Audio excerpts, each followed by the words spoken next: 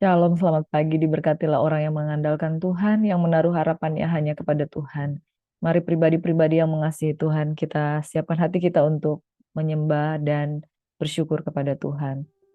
Terima kasih Tuhan Yesus, Engkau sungguh baik dalam kehidupan kami. Selamat pagi Bapa, selamat pagi Yesus, selamat pagi Roh Kudus. Apapun yang menjadi pergumulan kami, tetap Tuhan Yesus baik. Immanuel, Tuhan Allah menyertai kita dan kami percaya kami tidak ditinggalkan. Kami sambut syukur berkat-berkat Tuhan pagi hari ini. Kami sambut firman-Mu. Dalam nama Yesus, haleluya. Amin. Mari umat berkati oleh Tuhan Yesus, siapkan hati kita untuk menyembah Tuhan.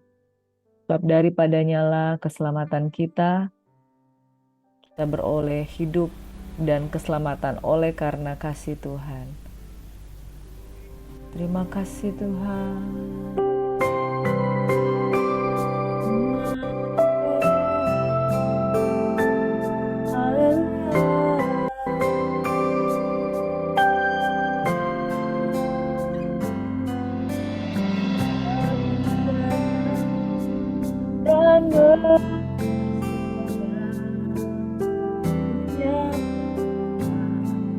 Kau yang berkuasa, Kau setia, Kau cahaya hidup,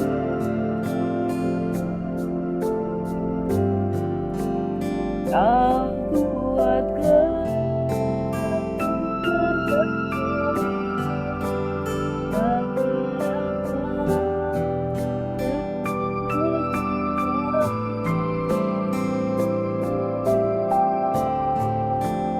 kesetiaan-Mu.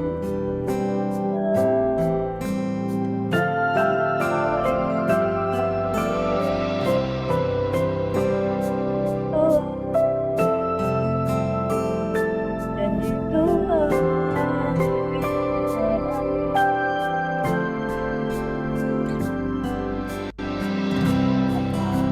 datang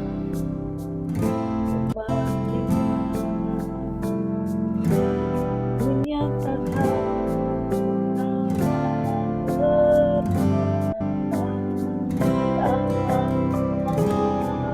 Kau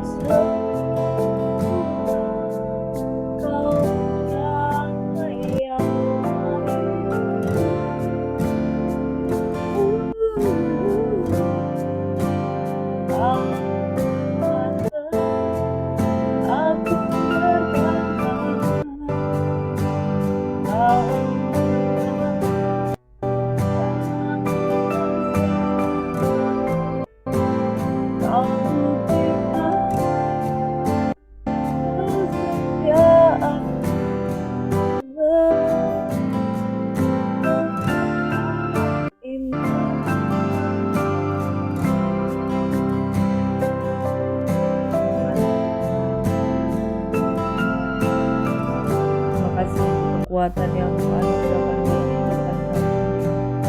iman, Tuhan beserta kami. Kau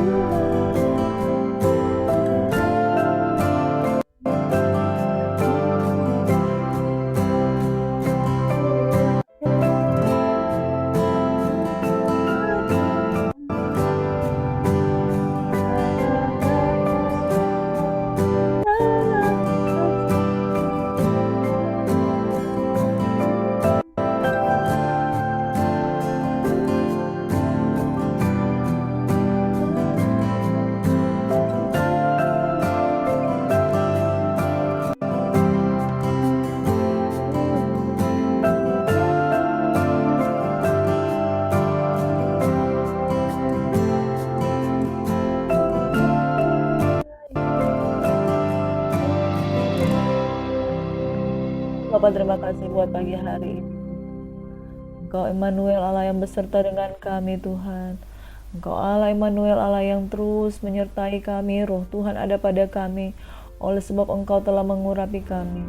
Untuk Tuhan kami dapat menjadi alat kesayangan-Mu Tuhan.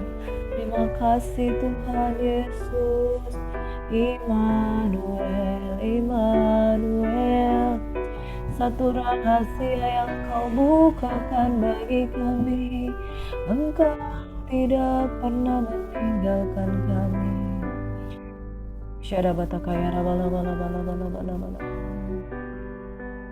Firman Tuhan berkata, sebab Allah turut bekerja untuk mendatangkan kebaikan bagi semua orang yang mengasihi Dia, yaitu bagi mereka yang terpanggil sesuai dengan rencana Tuhan. Betapa besar kasih Tuhan yang turut bekerja dalam segala hal, menunjukkan Engkau Immanuel dalam segala keadaan Engkau ada, dalam segala keadaan Engkau bekerja, dalam segala keadaan Engkau memberi petunjuk, dalam segala keadaan Engkau tidak pernah meninggalkan, dalam segala keadaan Engkau adalah cahaya dan pelita dalam kehidupan kami, dalam segala keadaan Immanuel, Immanuel, Immanuel, Tuhan beserta dengan kami. Itu janji Tuhan yang Engkau terus genapi di dalam kehidupan kami Tuhan, dan Engkau tidak pernah meninggalkan perbuatan tangan-Mu yang ajaib. Terima kasih Bapa di surga, Immanuel, Allah turut beserta. Haleluya. Shalom, selamat pagi saudara, diberkati oleh Tuhan Yesus Kristus. Pagi hari ini kita akan terus membaca merenungkan firman Tuhan. Janji Tuhan yang luar biasa di dalam kitab Yesaya.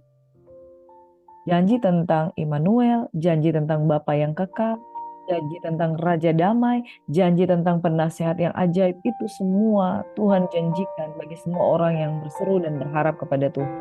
Pada waktu serangan bangsa Asyur, menyerang bangsa Yehuda, Raja Ahaz memutuskan untuk pegang kepada Raja Asyur. Dan satu saudara ini berkati oleh Tuhan Yesus Kristus, ada janji Tuhan di tengah-tengah keterpurukan. Memang ada masalah, memang Tuhan izinkan ada suatu hal yang kita tidak mampu. Tapi justru ketika kita nggak mampu, di situ ada janji Tuhan yang murni. Janji Tuhan itu murni bagaikan perak yang teruji. Itu orang sedang jatuh tapi tidak pernah akan ditinggalkan. Karena apa? Tapi Tuhan itu yang selalu menopang. Pada waktu bangsa Yehuda di dalam serangan-serangan bangsa Asyur sebagai alatnya Tuhan untuk menunggu mereka, tapi di sana muncul janji Tuhan tentang Mesias, muncul janji Tuhan tentang Immanuel. Haleluya, amin. Pagi hari ini saudara, janji tentang Immanuel itu Tuhan berikan jauh sebelum, ratusan tahun sebelum penggenapan itu terjadi di dalam diri Yesus Kristus Tuhan.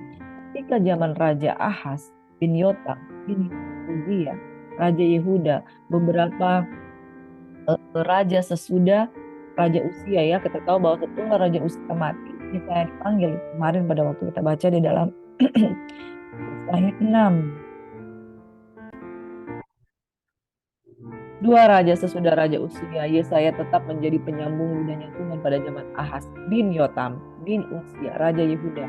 Ada Rezin, Raja Aram dengan Pekah. Makanya Raja Israel maju ke Yerusalem untuk berperang melawan mereka itu. Namun mereka tidak dapat mengalahkan.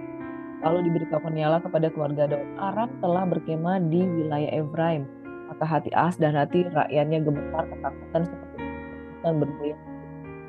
Berfirmanlah Tuhan kepada Yesaya, baiklah engkau keluar menemui Ahaz engkau dan Syar-Yashub anakmu laki-laki ke ujung saluran kolam atas ke jalan raya pada padang tukang dan katakanlah kepada teguhkanlah hati dan takut dan janganlah hatimu kecut karena kedua puntung kayu api yang berasap ini, yaitu pemanasan amarah Rezin dengan Aram dan anak Remalia. Saudara, ketika Ahaz menjadi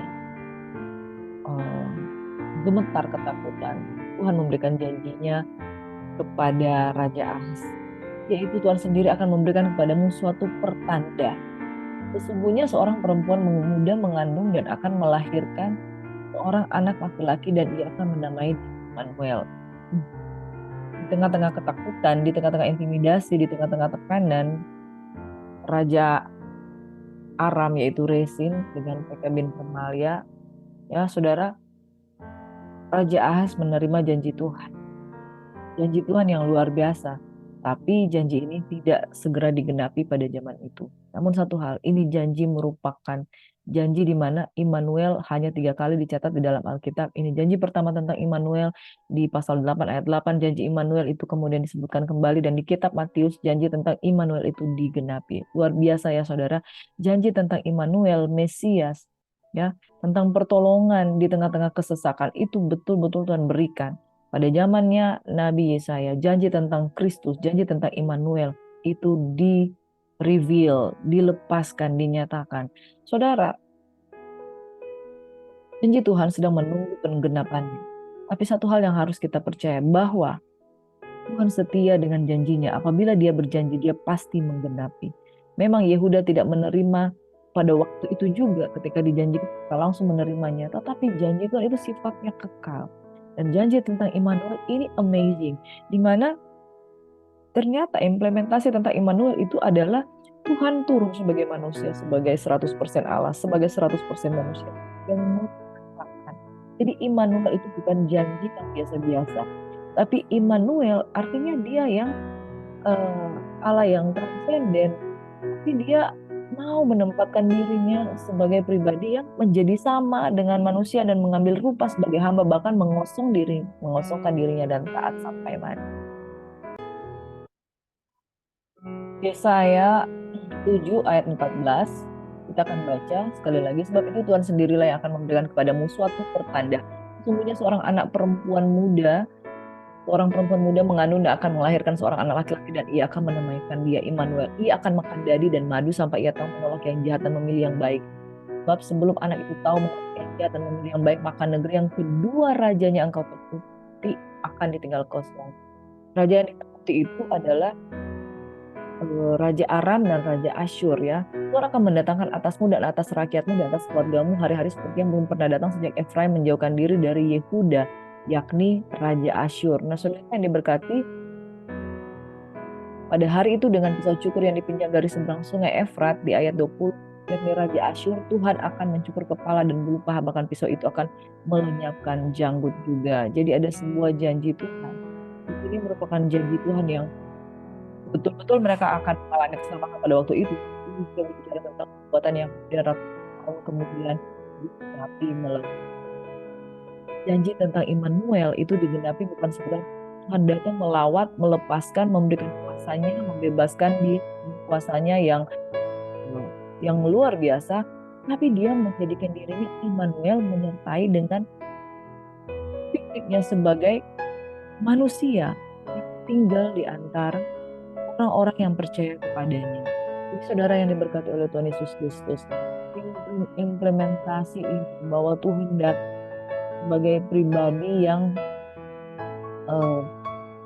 betul-betul menyertai, betul-betul merasakan penderitaan manusia. Itu penyertaan. Dia menjadi seperti manusia, dia lahir dari diri seorang perempuan, dari diri manusia. 100% Allah, 100% manusia. Makanya dia ngerti dengan bahasa penderitaan, ngerti dengan bahasa tangisan, mengerti dengan bahasa tetesan air mata. Itulah janji tentang Immanuel. Dia nggak cuma presenter melampaui pikiran kita dengan sebuah keberadaan yang jauh dengan kita, tapi dia ngerti kita sebagai manusia yang debu, manusia yang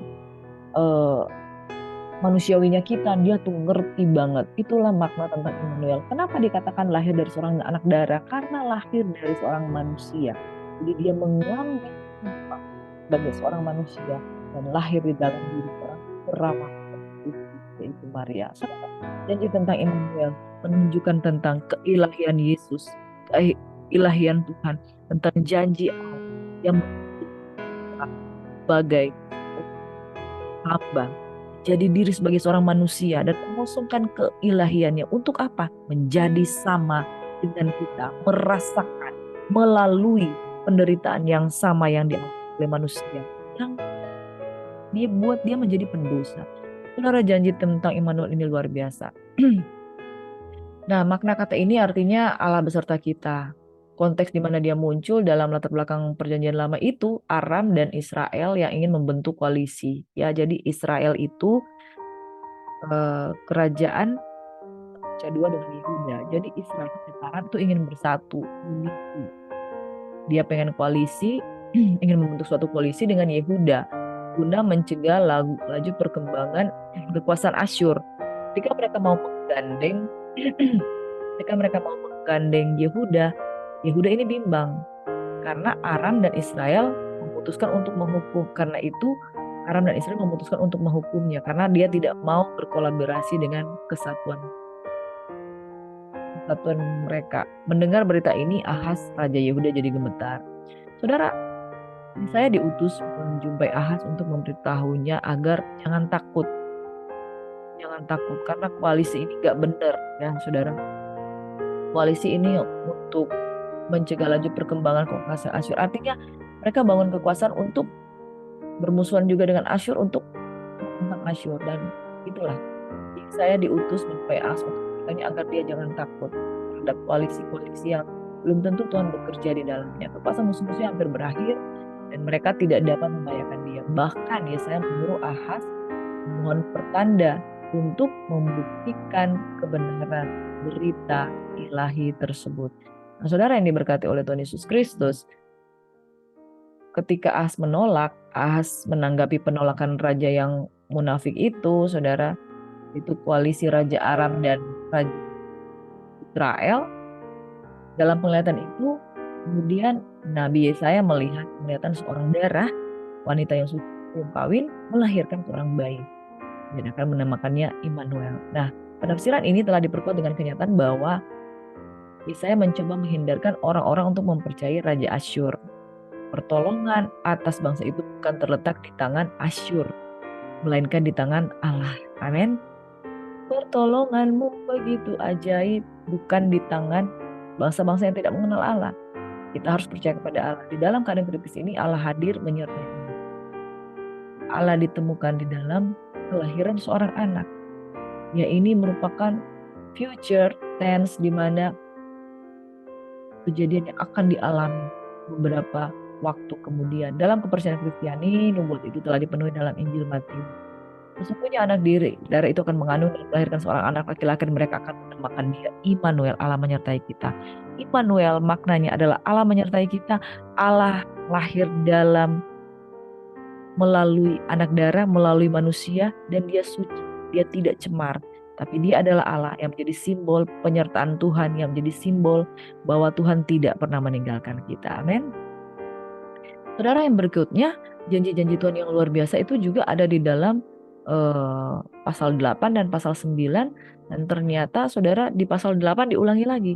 Serta menerobos masuk Yehuda ibarat banjir yang meluap-luap hingga sampai ke leher. Dan sayap-sayapnya yang dikembangkan akan menutupi seantero negerimu. Ya Immanuel. Jadi Immanuel disebutkan pada kali yang kedua di pasal 8 ayat 8.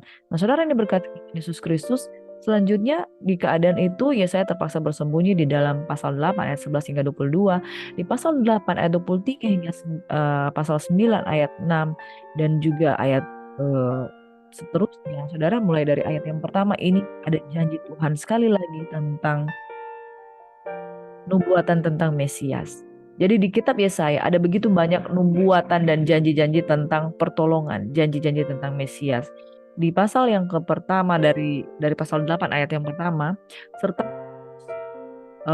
pasal 9 yang pertama, bangsa yang berjalan dalam kegelapan telah melihat terang yang besar. Apa itu terang?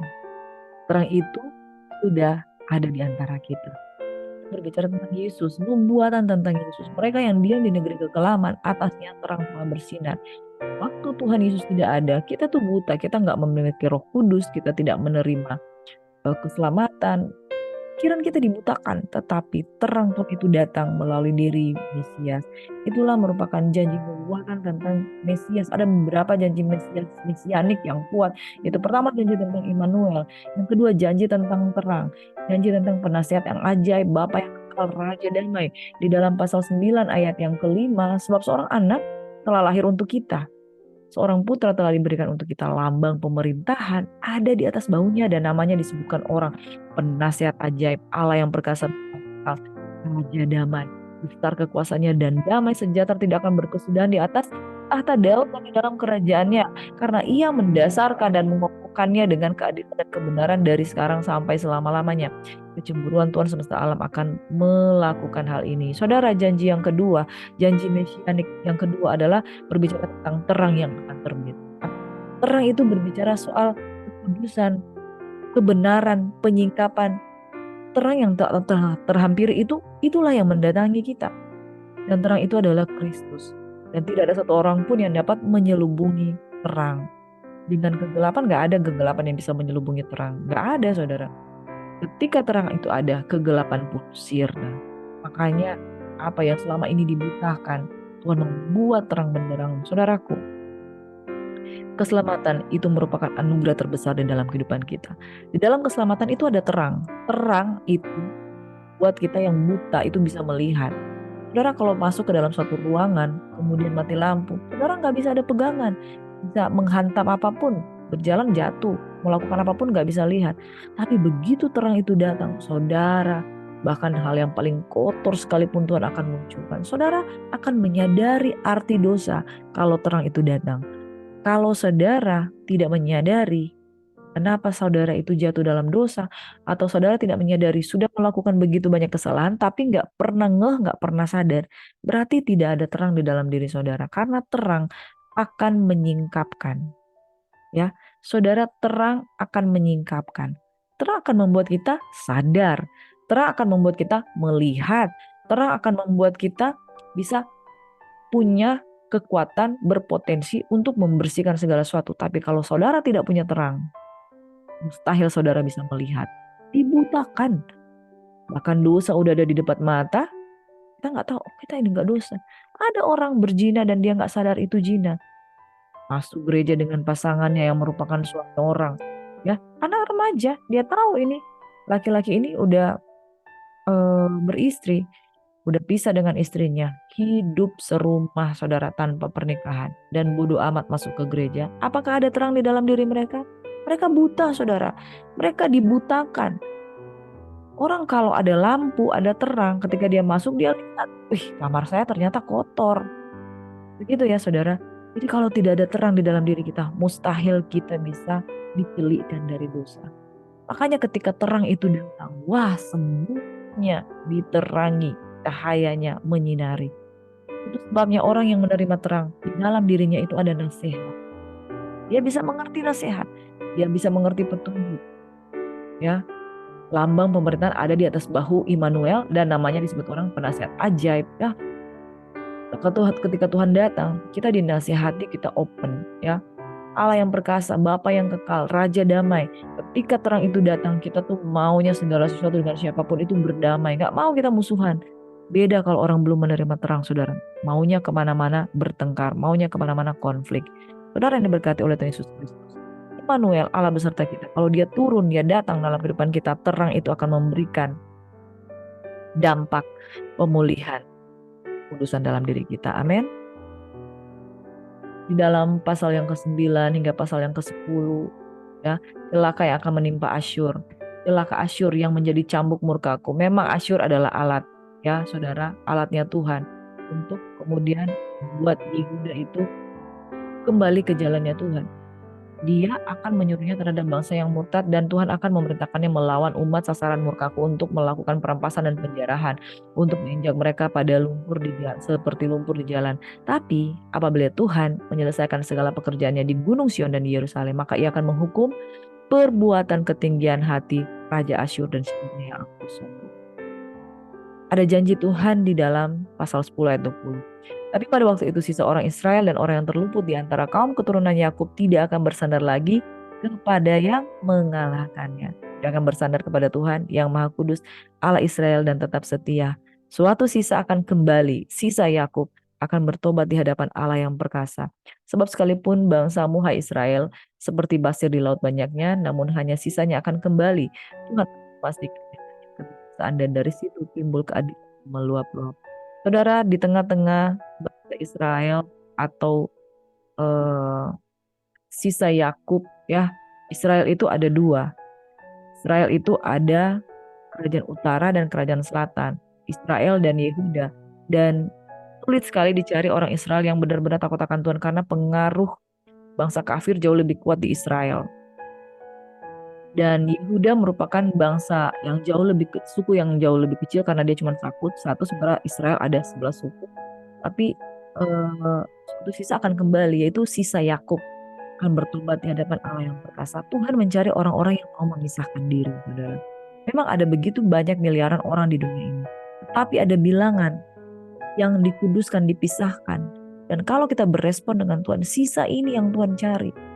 Bahkan Tuhan berjanji bahwa tidak selama-lamanya Israel itu akan dibuang. Tapi ada satu sisa yang akan dipulihkan, yang akan kembali. Sisa Yakub akan bertobat di hadapan Allah yang perkasa. Sebab sekalipun bangsamu hai Israel seperti pasir di laut banyaknya, namun hanya sisanya akan kembali. Tuhan telah memastikan datanya kebinasan dan dari situ timbul keadilan yang meluap-luap. Saudaraku yang diberkati, Tuhan mencari orang-orang yang tetap mempertahankan imannya. Amin. Ada begitu banyak goncangan. Ada banyak orang yang terlempar keluar. Ya, ditampi kemudian dia menjadi ringan dan keluar. Tapi sisa yang tinggal ini akan dipulihkan. Selanjutnya di dalam pasal yang 10, 11 dan ayat 1 hingga ayat 10, ayat 11 hingga ayat 16 berbicara tentang orang Asyur yang maju menyerang, tapi jangan takut, Raja damai kembali dijanjikan akan datang. Sisa-sisa Israel akan kembali. Saudara, Tuhan selalu mengharapkan kepada kita dipulihkan. Bagaimana dengan saudara? Janji yang berikutnya adalah janji tentang roh Tuhan. Di Yesaya 11 dikatakan suatu tunas akan keluar dari tunggul Isai dan taruk akan tumbuh dari pangkalnya akan berbuah. Siapakah Isai? Isai, Obed, ya, Obed, Isai, Daud, ya, keturunan dari nenek moyang dari Daud. Roh Tuhan akan ada padanya, roh hikmat dan pengertian, roh nasihat dan keperkasaan, roh pengenalan dan takut akan Tuhan. Sekali lagi berbicara tentang Immanuel, Allah beserta dengan kita. Dia yang mengambil rupa sebagai hamba menjadi sama dengan manusia dan lahir dari anak darah perawan Maria menunjukkan betapa Tuhan meninggalkan keilahiannya untuk mendekat dengan umatnya yang berdosa, mendekat dengan umatnya yang beda creature. Dia adalah pencipta, dia menempatkan diri sebagai manusia. Dan ketika dia mengambil rupa sebagai manusia, saudara, disitulah Immanuel itu tercipta. Penyertaan itu, dia bisa mendekat kepada manusia dengan pendekatan ilahi, pendekatan manusia. Dan apa yang terjadi setelah dia menyelesaikan segala sesuatu, inilah yang dia titipkan, dia tinggalkan kepada kita, yaitu rohnya yang kudus. Jadi Immanuel itu berbicara tentang Allah yang meninggalkan keilahiannya, mengambil rupa sebagai manusia, mengosongkan dirinya. Dan ketika dia mengosongkan dirinya, saudara, mengenapkan segala sesuatu, dia lahir, mati, kemudian bangkit dan naik. Apa yang diberikan? Roh Tuhan, saudara. Ketika dia datang sebagai manusia, manusia sifatnya tidak kekal. Dia meninggal, apa yang dia tinggalkan? Kekekalan itu, yaitu roh Tuhan. Roh Tuhan itu dia berikan kepada seluruh umat manusia supaya barang siapa yang percaya kepadanya tidak binasa melainkan beroleh hidup yang kekal, dan roh itu yang sebagai jaminan sampai kita memperoleh keseluruhan. Dan dia tentang roh Tuhan berbicara tentang Immanuel, Immanuel yang sungguh-sungguh membuat kita itu tidak pernah ditinggalkan. Amin. Ketika Yesus dalam wujud manusia sebagai Yesus, dia hanya hidup 33 tahun setengah. Tapi ketika dia meninggal, dia mati, dia bangkit, dia tinggalkan rohnya. Itu berbicara untuk selama-lamanya tidak. Selama-lamanya tidak. Saudara, apa yang kau rasakan? Apakah engkau menemukan sekali? Apakah engkau menemukan hanya ketika engkau bertemu dengan Allah? Apakah engkau menemukan hanya ketika engkau baca firman? Macam-macam. Dan Tuhan itu Immanuel, it's a forever living spirit. Roh Tuhan ada padanya, roh hikmat, ya. Saat Amsal Kidung Agung pengkhotbah itu bicara soal semata-mata soal hikmat. Nah, hikmat itu tidak pernah meninggalkan kita. Roh hikmat, roh pengertian, roh nasihat. Hingga pencobaan yang kamu alami adalah pencobaan biasa yang ketika kamu dicobai engkau akan mendapatkan jalan keluar. Kau akan menerima kekuatan, roh nasihat, roh keperkasaan, roh pengenalan, roh takut akan Tuhan. Itu semua adalah bagian dari Immanuel, penyertaan Tuhan. Sehingga tidak seorang pun akan kehilangan jejak. Tidak ada seorang pun. Orang kalau sekarang kalau tersesat itu cari Google Map. Tapi kalau kita tidak mungkin tersesat karena ada roh Tuhan. Immanuel ada di dalam roh. Pengenalan akan Tuhan. Mungkin kenapa Tuhan Yesus nggak ada di sini? Tapi pengenalannya itu ada. Saudara, Kesenangannya ialah takut akan Tuhan, dia tidak akan menghakimi dengan sekilas pandang atau menjauhkan diri dengan kebenaran. Hal-hal yang luar biasa. Lembu dan beruang akan sama-sama makan rumput dan anaknya akan sama-sama berbaring. Raja damai itu akan membawa dampak kedamaian di manapun berada. Tidak ada yang berbuat jahat atau yang berlaku busuk di seluruh gunungku yang kudus. Sebab seluruh bumi penuh dengan pengenalan. Seperti air laut yang menutupi dasarnya. Yesus mati sebagai satu orang pribadi, satu manusia. Tapi ketika dia menyelesaikan segala sesuatu, satu manusia itu kembali berdiri di sebelah kanan Allah Bapa dan ditinggalkan roh Tuhan bagi seluruh dunia. Immanuel, seluruh bumi penuh dengan pengenalan. Luar biasa Immanuel itu, saudara. Engkau ada bersama dengan dia. Pengenalan itu ada dengan engkau dan takut akan Tuhan itu tidak perlu belajar. Jadi sendiri. Hari ini ketika engkau mendengarkan sabda firman Tuhan, ingatlah betapa luar biasanya janji tentang penebusan yang Kristus Yesus berikan. Dan ingat, kita bukan seperti pada masa Yehuda dan Israel itu. Mereka masih menantikan, kita sudah menerimanya. Mari kita bersyukur kepada Tuhan, saudara. Janji tentang Immanuel, selama-lamanya kita terima. Melalui hidup di dalam rohnya. Roh nasihat, roh pengertian, roh pengenalan akan Tuhan, roh takut akan kita. Immanuel, Allah serta dengan kita. Sebabnya, buka hatimu dan terus hidup bergaul dengan Roh Kudus. Sebab dialah Allah Immanuel. Immanuel, kamu serta dengan kami, engkau cahaya hidup kami, menerangi kami sehingga kami dapat melihat dosa, belajar untuk meninggalkan dosa, dan kami mengenal jalan-jalan. Bersyukur, berterima kasih untuk Roh Tuhan yang ada pada kami, oleh sebab Engkau telah mengurapi kami. Engkau membawa kami Tuhan untuk mengalami kelepasan dan juga membawa kelepasan bagi orang lain. Karena Roh Tuhan ada pada kami. Immanuel, janji tentang Bapa yang kekal, janji tentang Raja Damai, semua yang baik yang pernah dijanjikan. Tidak ada satupun yang tidak digenapi, bahkan hari ini engkau sudah genapi. Kami terima berkat-berkat daripada Tuhan. Immanuel, Allah menyertai kita. Kami tidak takut dalam masalah. Pencobaan yang kami alami adalah pencobaan biasa, yang tidak melampaui kekuatan. Sebab ketika kami dicobai, kami akan diberikan jalan keluar, sehingga kami dapat menanggungnya. Immanuel, Allah beserta dengan kami. Terima kasih Bapa di surga. Dalam nama Yesus kami terima roh Tuhan, pengenalan akan Tuhan, takut akan Tuhan itu, nasihat itu, pengertian itu. Terima kasih Bapak dan Yesus, kami akan menjadi pemenang lebih daripada pemenang. Haleluya. Amin. Terima kasih saudara yang sudah mengikuti khotbah pada pagi hari ini. Silakan subscribe for notification dan more videos bersama dengan Gracia Hope Compassion Channel, menjadi terang, menjadi berkat sampai ke ujung dunia. Shalom, Tuhan Yesus memberkati. God bless you.